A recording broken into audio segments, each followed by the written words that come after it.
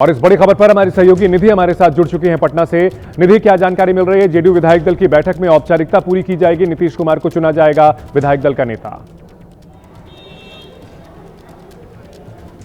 बिल्कुल, ये औपचारिकता के लिए ही बैठक है जो आज बुलाई गई है। पहले से ही ये तय माना जा रहा था कि विधायक दल के नेता नीतीश कुमार चुने जाएंगे, लेकिन आज 11 बजे का ये बैठक है और तमाम जो विधायक हैं वो सभी धीरे धीरे कर आपको एक मार्ग यानी नीतीश कुमार के आवास पर पहुंचते हुए नजर आ रहेंगे। और उसके बाद जो है आगे की जो औपचारिकताएँ हैं वो शुरू होंगी। जैसे जब बीजेपी की बैठक हो जाएगी उसके बाद एनडीए दल की बैठक होगी, एनडीए के नेताओं की बैठक होगी। लेकिन ये तमाम नेता जो इस वक्त यहाँ पहुँच रहे हैं सब जो कैमरे पर आकर जवाब दे रहे हैं वो एक जवाब दे रहे हैं कि नीतीश कुमार ही सर्वमान्य नेता हैं। और एक जो चर्चा छिड़ी हुई है कि क्या गृह मंत्रालय बीजेपी इस बार अपने पास लेना चाहेगी, क्योंकि 2005 से नीतीश कुमार के पास लगातार गृह मंत्रालय था और ऐसे में क्या गृह मंत्रालय इस बार भी नीतीश कुमार के पास रहेगा? इसके अलावा स्पीकर कौन होगा, कौन क्या प्रारूप होगा मंत्रिमंडल का, इन सब पर चर्चाएं होगी। लेकिन उससे पहले ये जेडीयू की बैठक है और जेडीयू की बैठक में विधायक के साथ साथ एमएलसी भी यहाँ पहुँच रहे हैं।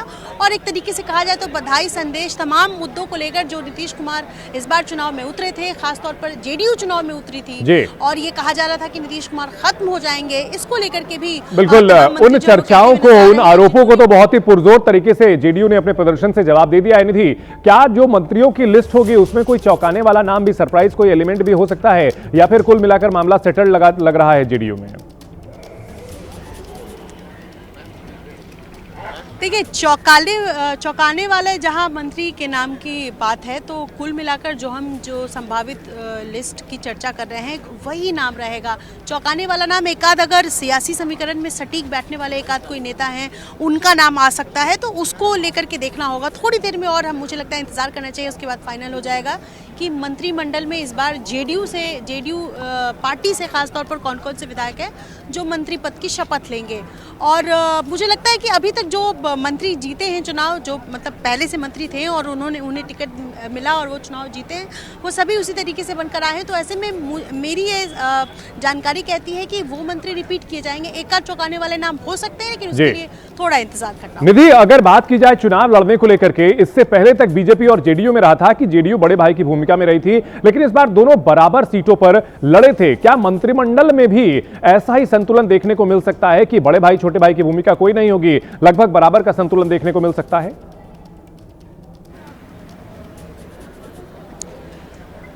चूंकि 101 और 101 ऐसा पहली बार हुआ कि जेडीयू और बीजेपी दोनों ही बराबर सीटों पर चुनाव लड़ी जरूर, लेकिन 4 सीटें बीजेपी के पास ज्यादा है जेडीयू से। हालांकि बीजेपी कार्यालय में भी नीतीश कुमार की तस्वीर है, तो ये कहा जा रहा है कि जो समन्वय बनाकर जेडीयू और बीजेपी चल रही है वो मंत्रिमंडल में भी नजर आएगा।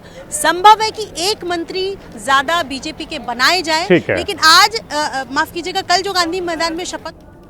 ठीक है निधि, हम आपके पास लौटेंगे। नीतीश कुमार कल 10वीं बार सीएम पद की शपथ लेंगे और इस सफर की शुरुआत साल 2000 में हुई थी। जी हां, 2005 से लगातार सीएम नीतीश कुमार हैं, लेकिन 2000 में पहली बार 3 मार्च 2000 को बिहार के मुख्यमंत्री पद की शपथ ली थी और इसके बाद दूसरी बार 24 नवंबर 2005 को एनडीए के बड़े बहुमत के बाद नीतीश कुमार ने बिहार के सीएम पद की शपथ ली। तीसरे दफे नीतीश कुमार ने 26 नवंबर 2010 को मुख्यमंत्री पद की शपथ ली। याद कीजिए कि वो ऐतिहासिक बहुमत मिला था बीजेपी को और एनडीए को जबरदस्त बहुमत मिला था, और 2010 में जो बहुमत मिला था वो तो इस बार भी रिपीट नहीं हो पाया। इस कार्यकाल को उन्होंने बिना किसी इस्तीफे के, बिना किसी दिक्कत के 5 साल चलाया। चौथी बार नीतीश कुमार ने 22 फरवरी 2015 को मुख्यमंत्री पद की शपथ ली थी, लेकिन तब तक काफी कुछ बदल चुका था। सहयोगी के तौर पर बीजेपी की जगह आरजेडी आ चुकी थी। 5वीं बार नीतीश कुमार ने 20 नवंबर 2015 को शपथ ली थी और इसके बाद 6ठी बार नीतीश कुमार ने 27 जुलाई 2017 को शपथ ली। नीतीश की 7वीं शपथ की तारीख और साल था 16 नवंबर 2020। गठबंधन के सहयोगी बदलते रहे, लेकिन जो नहीं बदले वो थे नीतीश कुमार। नीतीश की 8वीं शपथ हुई थी 10 अगस्त 2022 को और नीतीश ने अपनी 9वीं शपथ 28 जनवरी 2024 को ली थी, जब वो फिर से एनडीए में आ गए थे। और कल नीतीश कुमार 11:30 पर गांधी मैदान में रिकॉर्ड 10वीं बार सीएम पद की शपथ लेंगे।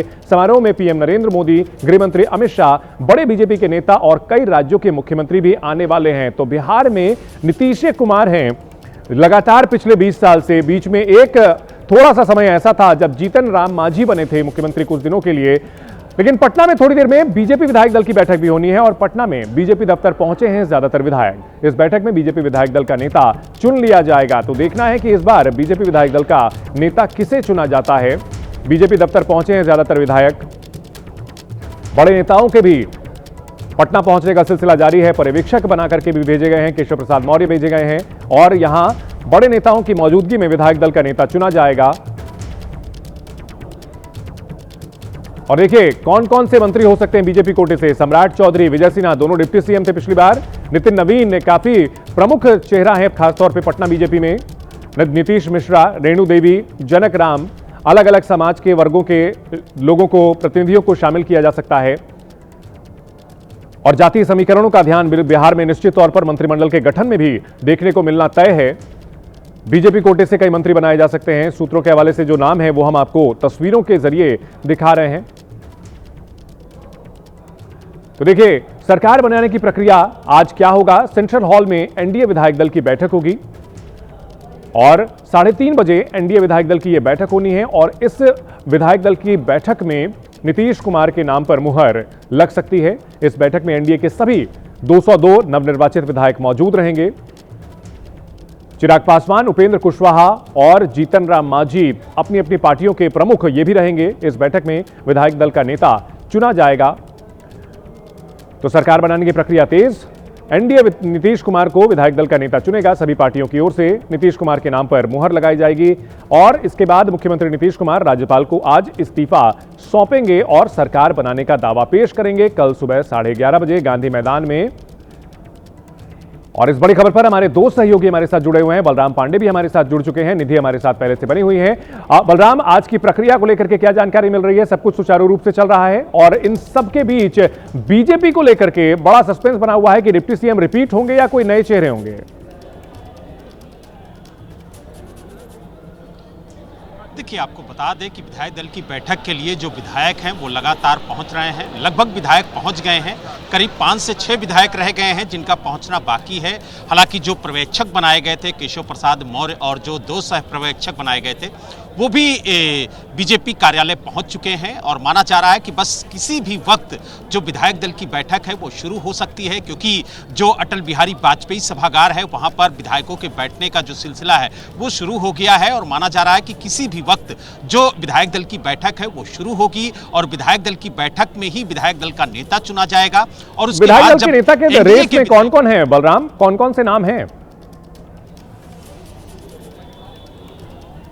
देखिए, सुबह से जो विधायक यहां पर पहुंच रहे हैं उनसे हम लगातार बात कर रहे हैं और ये जानने की कोशिश कर रहे हैं कि आखिरकार बीजेपी के विधायक दल का नेता कौन चुना जाएगा। तो कोई भी विधायक ये बताने को तैयार नहीं है कि आखिरकार उनके विधायक दल का नेता कौन होगा। तो यानी कहीं ना कहीं अभी भी जो संशय है वो बरकरार है। हालांकि अब देखने वाली बात ये होगी कि विधायक दल का नेता कौन चुना जाता है, या पहले की तरह एक पर्ची निकाली जाएगी लिफाफे को फाड़ के और उसके बाद बताया जाएगा कि ये विधायक दल का नेता है। क्योंकि अभी तक कोई भी विधायक ये नहीं बता पा रहा है कि विधायक दल का नेता कौन होगा और इसीलिए पर्यवेक्षक का इंतजार किया जा रहा है कि जब विधायक दल की बैठक शुरू होगी तो पर्यवेक्षक की तरफ से कौन से नाम प्रस्ताव के तौर पर विधायकों के सामने रखे जाते हैं और किस नाम पर मुहर लगती है।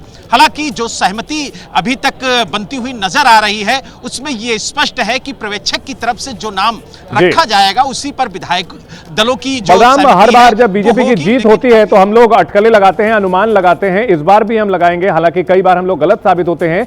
डिप्टी सीएम में कौन कौन हो सकते हैं और मंत्रिमंडल में जो है कौन कौन से नाम हो सकते हैं? कुछ चौंकाने वाले नाम भी हो सकते हैं क्या?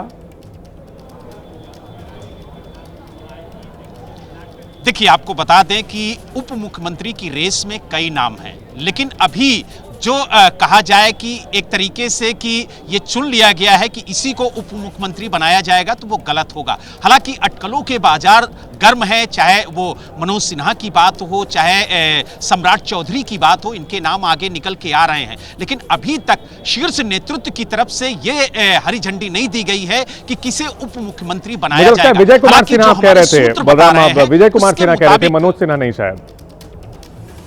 जी जी ठीक है, जी जी माफ कीजिएगा, विजय कुमार सिन्हा की बात मैं कर रहा था। और उसके बाद जो अभी तक शीर्ष नेतृत्व की तरफ से जो हरी झंडी है वो नहीं मिल पाई है, लेकिन कहीं ना कहीं जो नाम हैं उनको लेकर के अभी भी अटकलें लगाई जा रही हैं कि संभावित ये नाम हो सकते हैं। हालांकि जो अभी तक सूत्र बता रहे हैं उसके मुताबिक इस बार महिलाओं को मंत्रिमंडल में काफी तरजीह देने की उम्मीद जताई जा रही है, क्योंकि जिस तरीके से MY फैक्टर ने काम किया, जिस तरीके से NDA को एक बम्पर जीत दिलाई है, उसमें कहीं ना कहीं महिलाओं का और यूथ का बड़ा योगदान रहा है। तो इस बार का जो स्वरूप होगा मंत्रिमंडल का वो किस तरह का होगा, उसकी तस्वीरें देर रात तक।